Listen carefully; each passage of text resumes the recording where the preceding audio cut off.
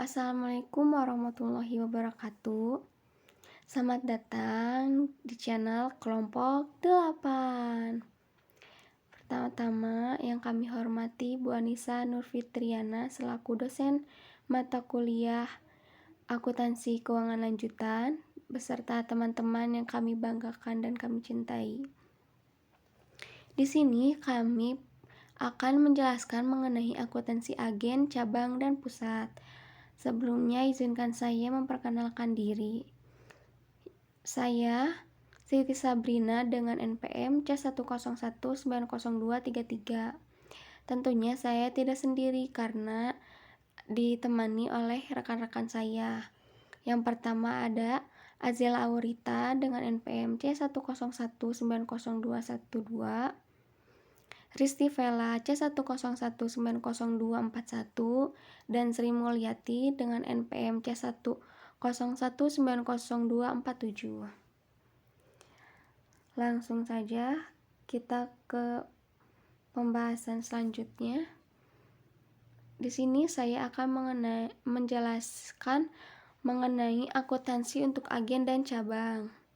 Yang pertama di sini ada akuntansi untuk agen. Agen adalah perwakilan perusahaan tetapi tidak mempunyai otonom untuk melaksanakan total bisnis. Artinya, hanya agen yang berfungsi sebagai bagian perusahaan yang menampung order pembelian dari konsumen dan meneruskan pada perusahaan untuk menyelesaikannya. Jadi, agen di sini merupakan tempat yang menjual barang tetapi bukan dari hasil produknya, melainkan dia itu ngambil produknya dari orang lain. Agen ini mengambil produk, biasanya produk-produk yang sudah terkenal sehingga dia akan mudah untuk menjualnya. Agen juga biasanya tidak memiliki toko seperti cabang dan pusat, tetapi biasanya ia hanya membuka lahan di pinggir jalan atau di tempat yang banyak dilalui oleh orang. Dalam mencatat transaksi untuk agen digunakan sistem saldo tetap atau impres, yaitu semua transaksi dicatat atas nama kantor pusat sehingga tidak disediakan rekening tersendiri. Hanya setiap transaksi yang berkenaan dengan agen diberi tanda, yaitu nama dan sebagainya. Jadi untuk agen sendiri juga tidak memiliki sistem pencatatan karena agen ini merupakan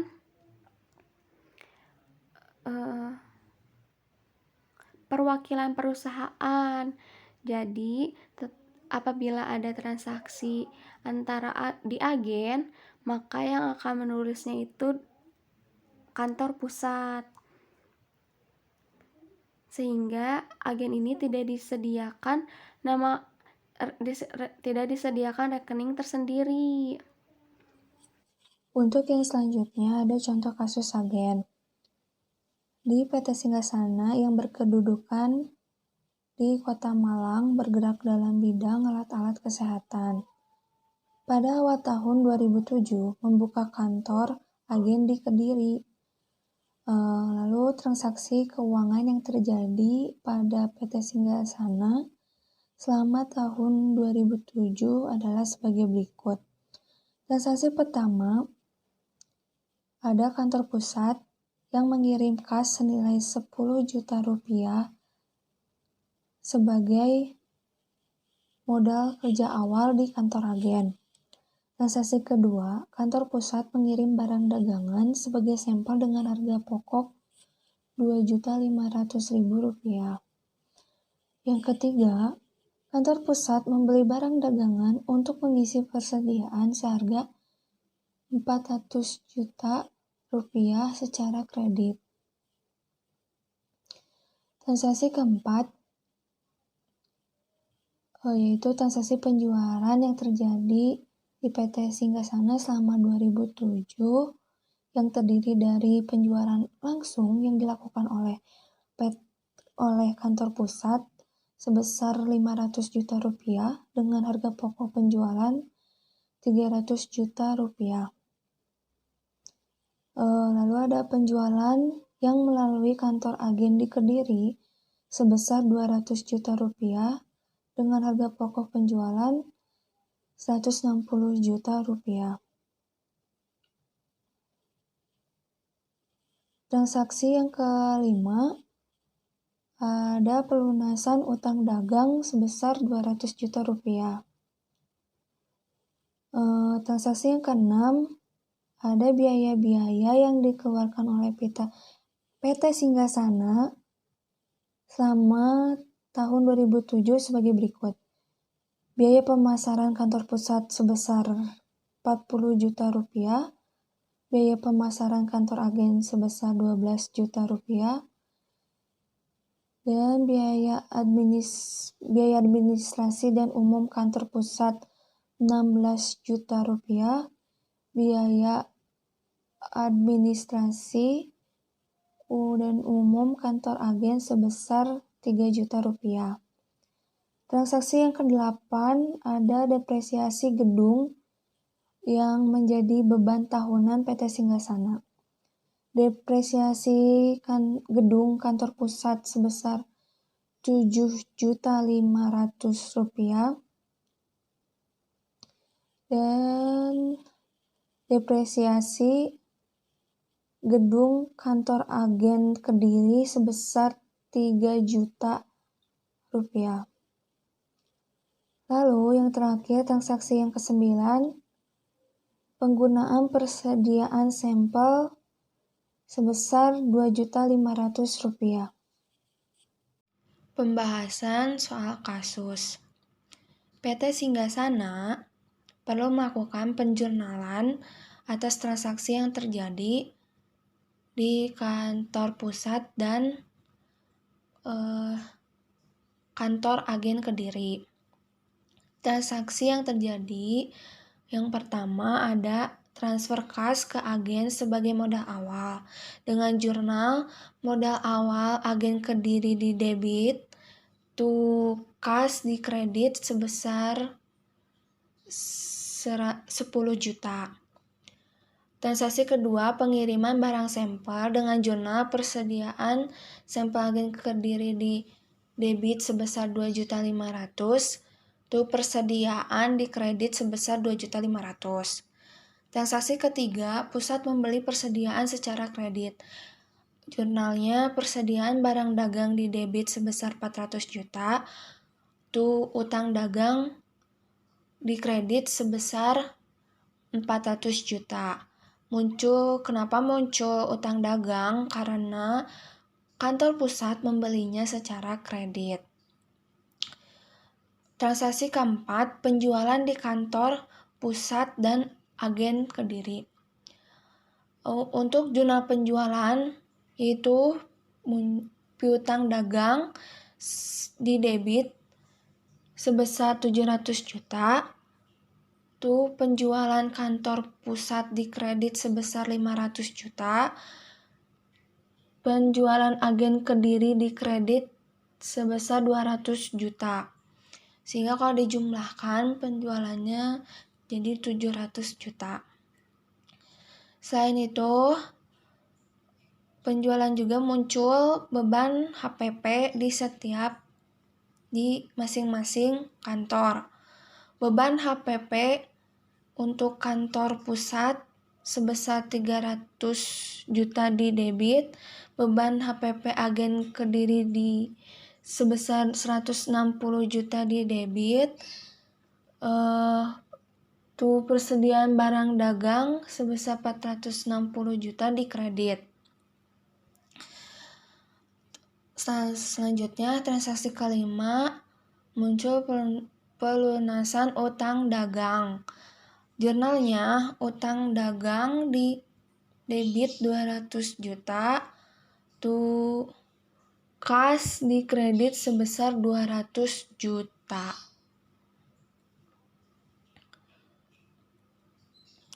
Untuk transaksi yang ke-6, membayar beban kantor pusat dan agen. Untuk beban di kantor pusat, beban pemasaran kantor pusat di debit sebesar juta, beban administrasi dan umum kantor pusat 16 juta, tukas 46 juta. Lalu untuk beban yang dikeluarkan oleh agen Kediri.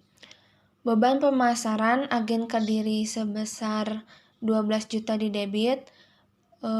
Lalu ada beban administrasi dan umum agen Kediri sebesar 3 juta di kredit. Tukas 15 juta di kredit. Yang ketujuh ada penyusutan gedung. Jurnalnya beban penyusutan gedung kantor pusat sebesar 7.500.000 di debit, beban penyusutan gedung agen Kediri sebesar 3 juta di debit. Lalu ada akumulasi penyusutan gedung sebesar 10.500.000 di kredit. Transaksi yang ke-8 ada persediaan sampel yang telah dipakai. Dengan jurnalnya, beban pemasaran agen Kediri sebesar 2.500.000 di debit, persediaan sampel agen Kediri sebesar 2.500.000 di kredit. Lalu ada pengakuan laba rugi agen Kediri, atau ini jurnal penutup. Penjualan agen Kediri 200 juta di debit. Beban HPP agen Kediri 160 juta di kredit. Beban pemasaran agen Kediri di kredit sebesar 12 juta. Beban administrasi dan umum agen Kediri sebesar 3 juta di kredit.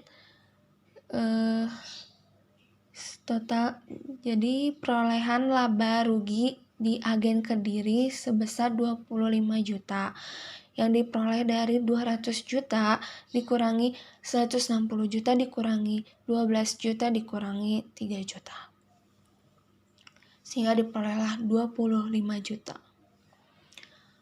Setelah itu ada pengakuan laba rugi secara keseluruhan di kantor pusat. Penjualan yang terjadi di kantor pusat sebesar 500 juta.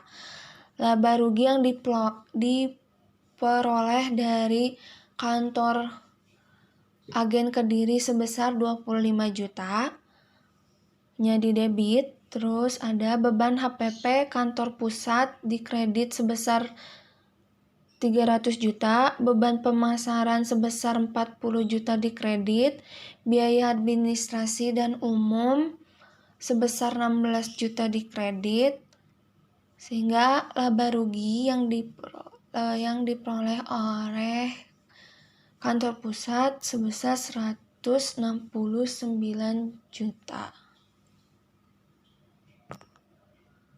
Yaitu akuntansi cabang. Kantor cabang mempunyai kewenangan dalam melakukan transaksi penjualan. Oleh karena itu, kantor cabang melaksanakan pembukuan tersendiri. Jadi, baik kantor pusat maupun kantor cabang menyelenggarakan pencatatan akuntansi sendiri-sendiri. Pencatatan ini hanya berlaku untuk pihak internal kantor pusat maupun kantor cabang. Untuk kepentingan pihak eksternal, kantor cabang menyiapkan laporan konsolidasi, yaitu laporan keuangan yang berisi kinerja keuangan gabungan dari kantor pusat dan kantor cabang. Lalu, akuntansi untuk pusat dan cabang sendiri berbeda dengan agen cabang yang mempunyai otonomi dalam hal penyelenggaraan pembukuan. Yang pertama, ada cabang dapat membeli sendiri barang dagangan dari pihak ketiga untuk memenuhi kebutuhan permintaan barang dagangan yang tidak bisa dipenuhi oleh kantor pusat. Lalu yang kedua, cabang dapat melakukan aktivitas penjualan melalui pendapatan pembelian, mengirimkan barang dagangan beserta pembuatan fakturnya, menagih piutang dan menyimpan uang hasil penjualan tersebut. Lalu, dalam hubungan kantor pusat dan cabang dikenal adanya sistem sentralisasi dan sistem desentralisasi. Pada sistem sentralisasi, proses terjadinya transaksi pembukuan dari proses pencatatan lainnya. sama seperti pada hubungan kantor pusat dengan agen. Lalu, pada sistem desentralisasi, cabang dianggap sebagai unit usaha yang berdiri sendiri sehingga proses terjadinya transaksi, pembukuan dan proses pembuatan laporan dilaksanakan seperti halnya perusahaan pada umumnya. Uraian sistem desentralisasi terhadap hubungan kantor pusat dan kantor cabang. Yang pertama, hubungan antar kantor pusat dan cabang akan tampak pada rekening timbal balik, yaitu rekening buku besar yang diselenggarakan oleh masing-masing pihak. Lalu, rekening timbal balik tersebut adalah di kantor pusat mempunyai rekening RK kantor cabang, sedangkan di cabang mempunyai rekening RK kantor pusat. Selanjutnya, kegunaan RK kantor pusat yang ada di cabang, yaitu dari debitnya sendiri, mencatat pengiriman atau setoran uang kepada kantor pusat. Yang kedua, mencatat pengembalian barang atau pengiriman barang ke kantor pusat. Yang ketiga, mencatat rugi operasi cabang pada saat penutupan untuk dilaporkan kepada kantor pusat. Lalu, dari kreditnya sendiri, mencatat penerimaan kiriman uang dari kantor pusat. Yang kedua, mencatat penerimaan dropping barang dari kantor pusat. Yang ketiga, mencatat laba operasi cabang pada saat penutupan untuk dilaporkan kepada kantor cabang. Sekian dari penjelasan cabang. Selanjutnya, untuk kasusnya sendiri akan disampaikan oleh rekan saya.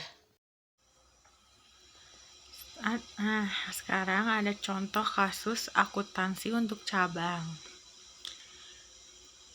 Ini soalnya kantor cabang dari PT Dewi Ratih berkedudukan di Malang dan bergerak dalam bidang alat-alat kesehatan. Pada awal tahun 2007 membuka kantor cabang di Jember. Ikhtisar transaksi keuangan selama tahun 2007 diringkas sebagai berikut. Ada 1. Kantor cabang menerima uang 150 juta dari kantor pusat. 2. Kantor cabang membeli peralatan secara tunai senilai 75 juta. Peralatan ini mempunyai umur ekonomis 5 tahun. 3. Menerima barang dagangan senilai 115 juta dari kantor pusat. 4. Membeli barang dagangan dari supplier luar 30 juta secara tunai. 5. Menjual barang dagang seharga 200 juta secara tunai. 6. Mengembalikan barang dagang yang diterima dari kantor pusat seharga 7.500.000 karena barang tersebut rusak. 7. Biaya-biaya yang dikeluarkan oleh kantor cabang sebagai berikut. Gaji 30 juta, bunga 25 juta, dan lain-lainnya 15 juta. 8. Mengirim uang 100 juta ke kantor pusat. Pada akhir tahun diketahui utang gaji sebesar 7 juta dan biaya depresiasi 15 juta. 10. Persediaan barang dagangan yang diterima dari kantor pusat pada akhir tahun 6 juta. Persediaan barang dagangan yang dibeli dari supplier luar pada akhir tahun 35 juta. Nah, ini jurnalnya. Jurnal yang nomor 1. Menerima uang dari KP 150 juta di kantor pusat.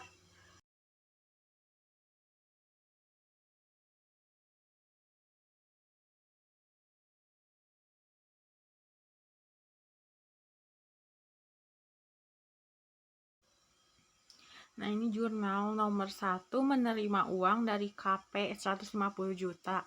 Kantor pusat KC 150 juta debit to kas 150 juta kredit.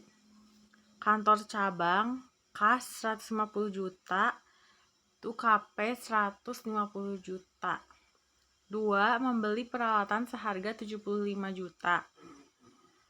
Kas 75 juta to peralatan 75 juta. Kantor cabang peralatan 75 juta debit, kas 75 juta kredit. 3. Menerima barang dagang dari KP seharga 115 juta. KC debit 115 juta. Pengiriman barang ke KC 115 juta kredit. Kantor cabang pengiriman barang 115 juta to KP 115 juta. 4. Membeli barang dagang dari supplier luar 30 juta secara tunai. Kas 30 juta debit, pembelian 30 juta kredit. Kantor cabang pembelian 30 juta to kas 30 juta. 5. Mengembalikan barang dagang KP 7.500.000 secara tunai. Pengiriman di kantor pusat, jurnalnya pengiriman barang ke KC 7.500.000 to KC 7.500.000. Di kantor cabang KP 7.500.000, pengiriman barang dari KP 7.500.000. Menjual barang dagang seharga 200 juta secara tunai. Penjualan 200 juta to kas 200 juta. Kantor cabang kas 200 juta to penjualan 200 juta. 7. Biaya-biaya yang dikeluarkan oleh KC. Gaji 30 juta, bunga 25 juta, lain-lain 15 juta. Kantor pusat gak ada. Kantor cabang penjualan beban gaji 30 juta, biaya bunga 25 juta, biaya lain-lainnya 15 juta tuh kas 70 juta dijumlahin. 8. Mengirim uang ke KP 100 juta. Kantor pusat kas 100 juta to KC 100 juta. Kantor cabang KP 100 juta to kas 100 juta. Membuat jurnal penyesuaian. Utang gaji 7 juta, depresiasi 15 juta. Kantor pusat biaya kantor cabang biaya gaji 7 juta, utang gaji 7 juta, biaya depresiasi 15 juta to akun depresiasi 15 juta. Jurnal penutup. Kantor cabang penjualan 200 juta, persediaan akhir 6 juta, pengiriman dari KP 107 juta 500, pembelian 30 juta, biaya gaji 30 juta, biaya bunga 25 juta, biaya lain-lain 15 juta, biaya depresiasi 15 juta, KP 16 juta 500. Nah, 11. Jurnal penyesuaian. Kantor pusatnya KC 16 juta 500 debit, laba KC 16 juta 500 kredit.